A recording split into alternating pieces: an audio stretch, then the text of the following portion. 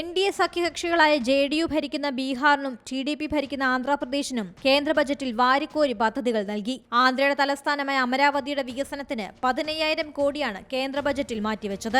ആന്ധ്രയിലെ കർഷകർക്ക് പ്രത്യേക സഹായവും ബീഹാറിലെ ഹൈവേ വികസനത്തിന് 26,000 കോടിയും ബജറ്റിൽ വകയിരുത്തി. ബീഹാറിൽ മെഡിക്കൽ കോളേജ് കൊണ്ടുവരുമെന്നും ആന്ധ്രയിലെ ജലസേചന പദ്ധതിക്കും സഹായം പ്രഖ്യാപിച്ചിട്ടുണ്ട്.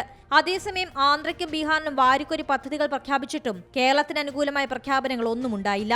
ഹൈദരാബാദ് ബംഗളൂരു ഇൻഡസ്ട്രിയൽ കോറിഡോർ പ്രഖ്യാപിച്ചു. ആന്ധ്രയിലെ കർഷകർക്ക് പ്രത്യേക സഹായവും നൽകും. കൂടാതെ ബീഹാറിനായി വിമാനത്താവളവും റോഡുകളും മെഡിക്കൽ കോളേജും പ്രഖ്യാപിച്ചിട്ടുണ്ട്. ബീഹാറിൽ ദേശീയപാത വികസനത്തിന് 26,000 കോടി രൂപയാണ് അനുവദിച്ചത്. ബീഹാറിൽ 3 എക്സ്പ്രസ് വേകൾ നിർമ്മിക്കും. പട്ന പൂർണിയ, ബക്സർ ബദൽപൂർ, ബോധ്ഗയ വൈശാലി എക്സ്പ്രസ് വേകളാണ് പ്രഖ്യാപിച്ചത്. പ്രളയം നേരിടാൻ ബീഹാറിന് 11,500 കോടിയുടെ പദ്ധതി കേന്ദ്ര ധനമന്ത്രി പ്രഖ്യാപിച്ചു. വിനോദസഞ്ചാര മേഖലയിൽ വൻ പദ്ധതികളാണ് പ്രഖ്യാപിച്ചിട്ടുള്ളത്. ബോധ്ഗയ അടക്കമുള്ള സ്ഥലങ്ങൾ ഉൾപ്പെടുത്തിയാണ് പദ്ധതി. നളന്ദ സർവകലാശാലയുടെ വികസനത്തിന് മുൻഗണന നൽകും. ബീഹാറിൽ 2 ക്ഷേത്ര ഇടനാഴികൾക്ക് സഹായം നൽകും. ഗയ, ബോധ്ഗയ ക്ഷേത്രങ്ങൾ നവീകരിക്കും. നളന്ദ സർവകലാശാലയെയും വിനോദസഞ്ചാര മേഖലയുടെ ഭാഗമാക്കാൻ ബജറ്റിൽ പ്രഖ്യാപനമായി. News desk C Malayalam news. പുതിയ വാർത്തകളും വിശേഷങ്ങളും ഇനി വിരൽ തുമ്പിൽ. എല്ലാ ഡിജിറ്റൽ പ്ലാറ്റ്ഫോമുകളിലും ഇപ്പോൾ സി മലയാളം ന്യൂസ് ലഭ്യം.